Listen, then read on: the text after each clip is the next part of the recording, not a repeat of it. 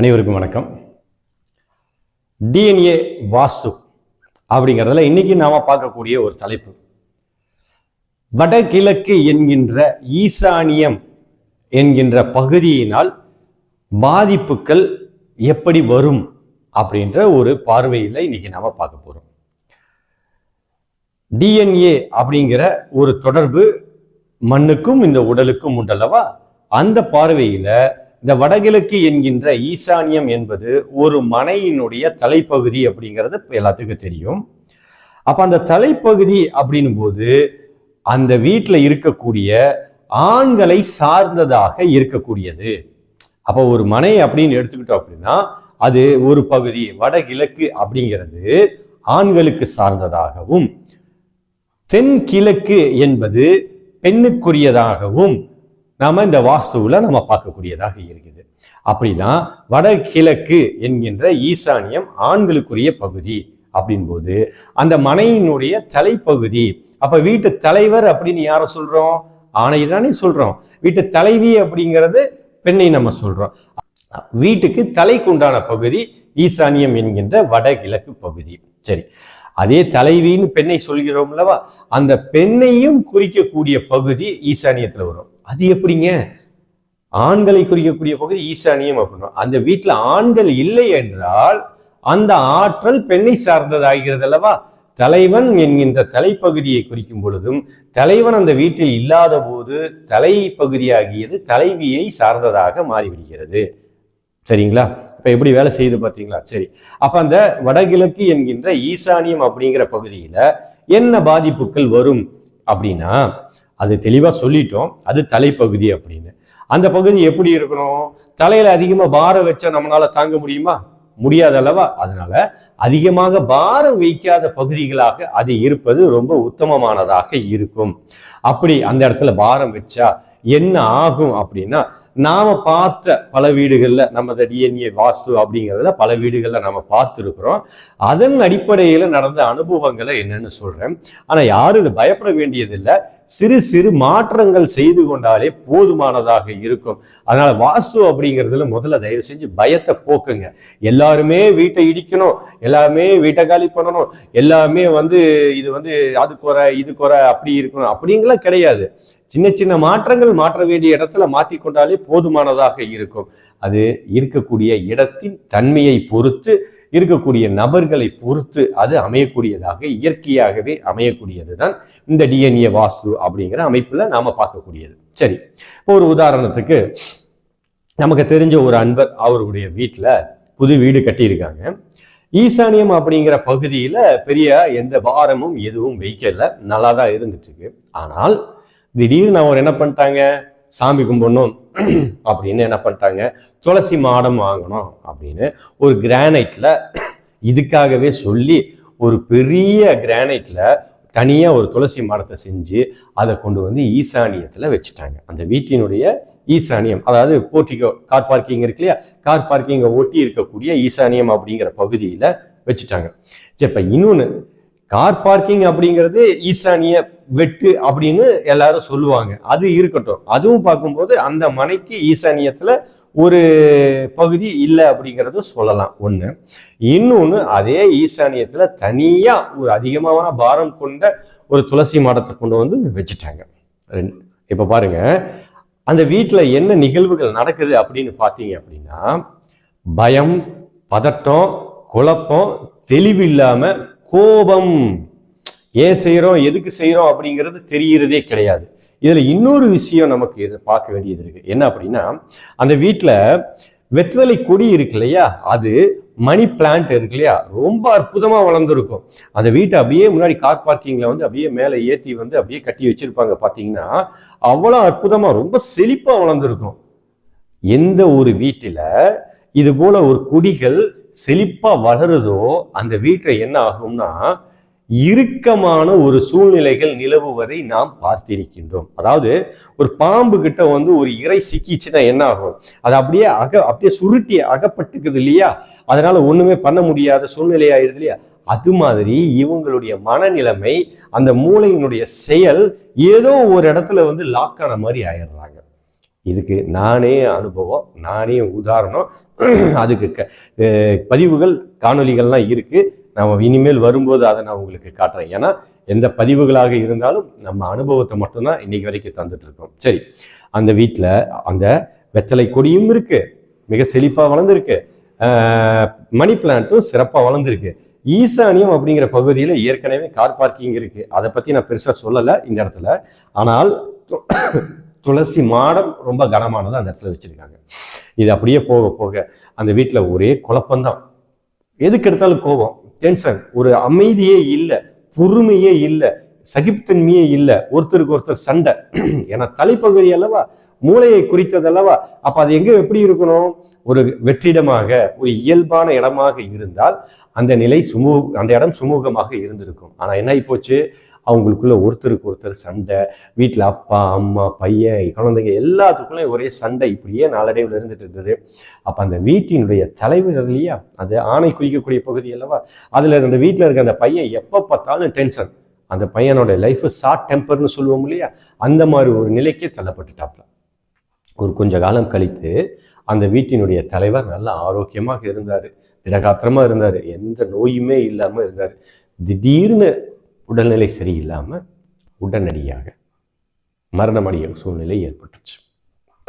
ஏன்னா வீட்டினுடைய தலைப்பகுதி அது அந்த வீட்டினுடைய ஆணை குறித்த பகுதியாக இருக்கு. அப்போ அந்த வீட்டினுடைய தலைவர் அல்லவா, ஸோ அது ஒரு பாதிப்புக்குள்ளாயிடுச்சு. அடுத்து பார்த்தீங்க அப்படின்னா அந்த வீட்டில் இருந்த பையன்தான். இப்போ அந்த பையனுக்கு என்னன்னா அதே குழப்பம், தடுமாற்றம், இதே நிலைமை ஏற்படுது. அந்த பையன் வந்து ஒரு நல்ல ஐடியில் வேலை செஞ்சிட்டு இருக்கிறாரு. திடீர்னு ஒரு ஃபோன் கால் வருது. ஃபோன் கால் வரும்போது வந்து உங்கள் அக்கௌண்ட்ல இருந்து ஏதோ இந்த பணம்லாம் பறிக்கிறாங்க இல்லையா, ஃபோன் பண்ணி கூப்பிட்டு பேசியிருக்கிறாங்க. பேசினோன்னா நீங்கள் இவ்வளோ பணம் கட்ட வேண்டியது இருக்குது, கட்டினா உங்களை வந்து நான் டிஜிட்டல் லாக்ல இருந்து நான் ரிலீஸ் பண்ணிடுவேன், இல்லைன்னா நீங்கள் இதாகிடுவேன்னா என்ன ஏதுன்னு யோசிக்கல, யாருக்கிட்டையும் கேட்கவும் இல்லை, உடனே அமௌண்ட்டை ட்ரான்ஸ்ஃபர் பண்ணிட்டாப்ல.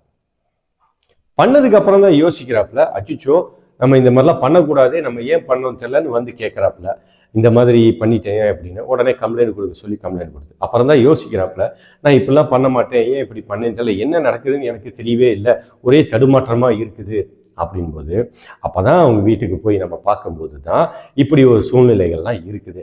முதல்ல இந்த ஈசானியத்தில் வச்சுருந்த அந்த பாரங்களெல்லாம் முதல்ல எடுத்துருங்க அப்படின்னு சொன்னதுக்கப்புறம் அந்த வெற்றிலை கொடியும் அந்த மணி பிளான்ட்டையும் எடுத்துருங்கன்னு சொன்னோம். அவங்க அதை எடுக்கவே இல்லை, இதை மட்டும் எடுத்து அப்புறப்படுத்திட்டாங்க. கொஞ்ச நாளில் வந்து அந்த பையனுக்கு பார்க்கும்போது கொஞ்சம் அமைதி வந்துச்சு, பொறுப்பு வந்துருச்சு, ஒரு பொறுமை தானாகவே வந்துருச்சு. இதெல்லாம் பார்க்க முடிஞ்சுது. கொஞ்ச நாள் கழிச்சு அவங்க அம்மா திருப்பி கீழே விழுந்து அடிபட்டு எலும்பு முறிவு ஏற்பட்ட சூழ்நிலைகள் ஏற்பட்டுச்சு. அப்போ கூப்பிட்டு சொன்னாங்க இந்த மாதிரி இருக்குதுன்னு. நான் கேட்டேன், அந்த வெற்றிலை கொடியும் அந்த மணி பிளான்ட்டு இருந்ததெல்லாம் எடுத்துட்டீங்களா அப்படின்னு. இல்லைங்க, அன்னைக்கு நீங்கள் சொன்னீங்க, நான் எடுக்கலை அப்படின்னு. முதல்ல அதை எடுத்துருங்க அப்படின்னு சொன்னேன். ஏன்னா எப்போ எந்த வீட்டில் வெற்றிலை கொடி அதிகமாக நல்லா செழிப்பாக வளருதோ அந்த எலும்பு சம்பந்தமான பிரச்சனைகள் அங்கே வருது அப்படிங்கிறது அதை நம்ம புரிஞ்சுக்கணும். இது ஒரு கால்சியம் சம்பந்தமான ஒரு டெஃபிஷியன்சி, இல்லை அதனால ஒரு பாதிப்பு, இது போல அதை நீங்கள் காம்பவுண்டுக்கு வெளியே நீங்கள் வச்சுக்கோங்க, உங்களுக்கு அதை பற்றி ஒன்றும் கவலை இல்லை. ஆனால் காம்பவுண்டுக்குள்ளே விட்டு அழகு பார்க்கணும்னு நினைக்கும் போது நம்மளுடைய அழகையும் பாதிக்கக்கூடிய சூழ்நிலை உருவாகுதுங்கிறது நம்ம அனுபவபூர்வமாக நம்ம இப்போ பார்த்துருக்கோம். அதுக்கப்புறம் அதை எடுத்து அப்புறம் ஹாஸ்பிட்டலுக்கு போய் சரி பண்ணி இப்போ சந்தோஷமாக இருக்கிறாங்க. இது ஒரு அனுபவம். இன்னும் இது மாதிரி வந்து நிறைய இடத்துக்கு வந்து பார்க்க போயிருக்கோம். ஒரு இடத்துக்கு பார்க்கும்போது ஒரு மனைக்கு கூட்டிகிட்டு போனாங்க. ஒரு இடத்துக்கு ஒரு ஏக்கர்கிட்ட இடம் இருந்தது. அந்த இடத்த பார்க்கும்போது முதல்ல நம்ம பார்வைக்கு தென்பட்டது அந்த வீட்டினுடைய ஆண்மகன் எப்படி இருப்பார் அப்படின்னு தான் கேட்டோம். ஏன்னா கேட்கும்போது இந்த வீட்டினுடைய ஆண்மகன் எத்தனை பேர் இருக்காங்க அப்படின்னு கேட்கும்போது 3 ஆண்மகன் அப்படின்னு சொன்னாங்க. ஸோ அப்பயே நமக்கு தெளிவாயிடுச்சு.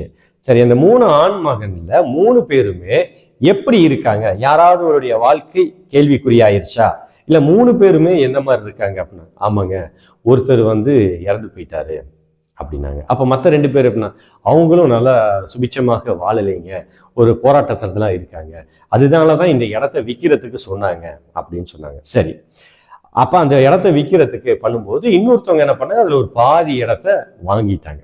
வாங்கி அந்த இடத்துல ஒரு வீடு கட்டியிருக்காங்க. வீடு கட்டி என்னாச்சு, அந்த வீடு கட்டினவர் கொஞ்ச நாள்லயே சூசைட் பண்ணி இறந்துட்டார். அப்போ அந்த வீட்டில் அந்த அம்மா மட்டும்தான் இருந்தாங்க. தனியாக இருக்காங்கன்னு சொல்லி அந்த அம்மாவும் காலி பண்ணி போயிட்டாங்க.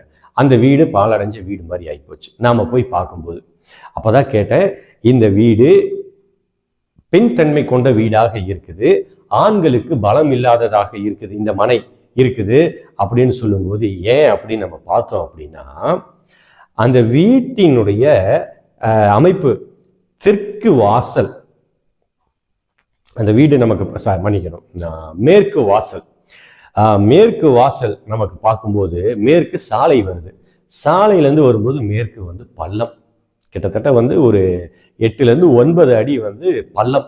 அந்த பள்ளத்துல இருந்து மேலே ஏறி தான் அந்த வீட்டுக்கு வரக்கூடிய ஒரு சூழ்நிலை இருக்கிறது. மேற்கு பாரமாக இருக்க வேண்டும், உயரமாக இருக்க வேண்டும் அப்படின் போது அந்த இடத்துல ஒரு பள்ளம் ஆகி போச்சு முதல்லயே. அந்த இடத்துல இருந்து நம்ம முதல்ல பார்க்கும்போது எப்பயுமே ஒரு மனையை நம்ம ஈசானியம் அப்படிங்கிற இடத்துல இருந்து தான் நம்ம பார்க்கணும். அந்த ஈசானியங்கிற இடம் எப்படி இருக்குன்னா மிக உயர்ந்த இடமாக இருக்கிறது. பாறை, மலைகள், குன்றுகள் இருப்பது போல உயர்ந்த இடமாக இருக்கிறது.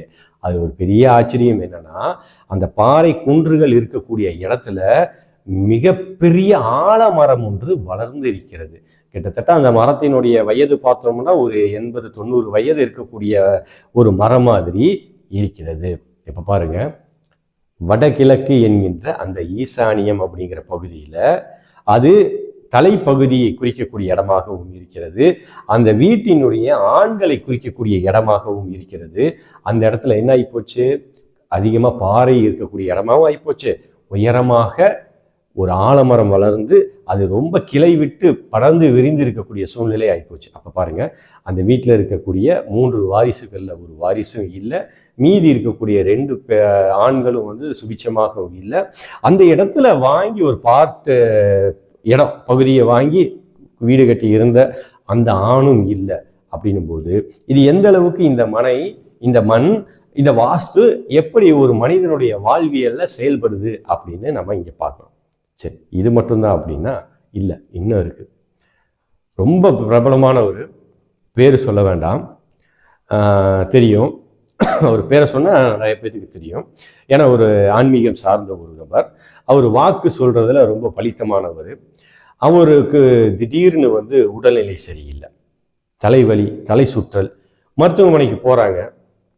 போனா எல்லா ரிப்போர்ட்டும் எடுத்துட்டாங்க, டெஸ்ட் பண்ணி எல்லாம் நல்லா இருக்கு, ரெஸ்ட் எடுங்க, சரியா போயிடும் அப்படின்னு சொல்லிட்டாங்க. ஆனாலும் கேட்கவே இல்லை, தலை சுற்றல் நிக்கல, கிருகிருப்பு இருந்துகிட்டே இருக்கு. அப்பதான் போய் பார்க்கக்கூடிய ஒரு சூழ்நிலை ஏற்பட்டுச்சு. அப்போ அங்கே என்ன தெரிஞ்சது அப்படின்னா, அந்த வீட்டினுடைய அமைப்பு ஒன்றும் பெரிதாக மாற்றம் ஏதும் இருப்பதாக தெரியவில்லை. அப்போ அவங்கள்ட்ட கேட்டேன், இப்போ வீட்டை பொறுத்த வரைக்கும் ஒன்றும் கவலை இல்லை, அப்போ புதுசாக ஏதாவது இடம் வாங்கினீங்களா அப்படின்னு கேட்டேன். ஆமாங்க, ஒரு 6 மாதத்துக்கு முன்னாடி, ஒரு 3 மாதத்துக்கு முன்னாடி வந்து ஒரு இடம் வாங்கினோம், கார் பார்க்கிங்காக. வந்து பார்க்க வரவங்கெல்லாம் கார் பார்க்கிங்காக வந்து வண்டி நிறுத்தத்துக்காக இடம் வாங்கினோம் அப்படின்னு சொன்னாங்க. சரி, இந்த பிரச்சனை உங்களுக்கு அந்த இடம் வாங்குறதுக்கு முன்னாடியில இருந்து இந்த உடல் நல பாதிப்பு இருந்ததா, இல்லை அந்த இடம் வாங்கினதுக்கு அப்புறம் இருந்துச்சா அப்படின்னு கேட்டேன். அப்பதான் அவருக்கு தெளிவு கிடைச்சிச்சு. ஆமாங்க, அந்த இடம் வாங்கினதுக்கு அப்புறம் தான் எனக்கு இந்த தலைவலி, தலை சுத்தல், இந்த பிரச்சனையெல்லாம் இருக்குது அப்படின்னாரு. ஸோ தெளிவாக புரிஞ்சிச்சுங்களா? சரி, வாங்க அந்த இடத்த பார்க்கலாம் அப்படின்னு அந்த இடத்துக்கு போய் பார்த்தா, வடகிழக்கு என்று சொல்லக்கூடிய அந்த பகுதி முழுமையாக வெட்டுண்டு கிடக்கிறது. வெட்டுண்டு மட்டும் கிடக்கல, அந்த பகுதியில பார்த்தீங்கன்னா மிக உயரமாக மலைகள், குன்றுகளாக அந்த இடம் மட்டும் வளர்ந்து அதை சுத்தி அப்படியே வந்து பயன்படுத்தக்கூடிய இடமாக மாறிடுச்சு. அப்போ ஒரு மனைக்கு உண்டான பகுதி தலைப்பகுதி, அந்த வீட்டிற்கு ஆண் சார்ந்த பகுதி, அந்த வீட்டுல அந்த ஆண் தான் அவருக்கு வந்து சிறப்பு. அவர் பேர் சொன்னா ரொம்ப அவ்வளவு பிரபலமானவர். அவர் அருள்வாக்கு சொல்றதில் அவர் ரொம்ப புகழ்மிக்கவராக இருக்கிறாரு. அது மட்டும் இல்லாம அவர் வீட்டில் வந்து 3 பசங்க. இந்த 3 பசங்களுடைய செயல்பாடுகளும் அந்த காலகட்டத்தில் பெரிதாக சொல்லக்கூடிய ஒரு சூழ்நிலையில இல்லை அப்படின்னு சொல்லிட்டு அவங்க குடும்பத்தில் இருக்கிறவங்களுக்குடைய பெரிய வருத்தம். அப்போதான் இந்த பிரச்சனை இருக்கு, இதை சரி பண்ணுங்க அப்படின்னு நம்ம சொல்லிட்டு வரோம். ஸோ இதெல்லாம் பார்க்கும்போது எப்படி மண் ஒரு மனிதனை ஆள்கிறது. மண் அப்படிங்கிறது இந்த உடல் அல்லவா, இந்த உடலும் மண், இந்த பூமியும் மண், இது 2க்கும் உள்ள தொடர்பு. இது மண்ணுக்கும் உடலுக்கும் உள்ள தொடர்பு, இதுதான் டிஎன்ஏ. நம்ம உடலுக்கும் நம் முன்னோர்களுக்கும் உள்ள தொடர்பு, அதுவும் டிஎன்ஏ. ஸோ நம்ம ஆய்வுகளில் இந்த டிஎன்ஏ வாஸ்து அப்படிங்கிறத பார்க்கும்போது மிக அற்புதமாக வேலை செய்கிறது. இதவே வடகிழக்கு என்கின்ற ஈசானியம் அப்படிங்கிற பகுதியை நாம தெளிவா என்ன இருக்கணும் என்ன இருக்கக்கூடாது அப்படிங்கிறத தெரிஞ்சுக்கிட்டோம்னா நாம் அதை பற்றி பயப்படவே தேவையில்லை. மீண்டும் மற்றும் ஒரு காணொலியில நம்ம சந்திப்போம். நன்றி.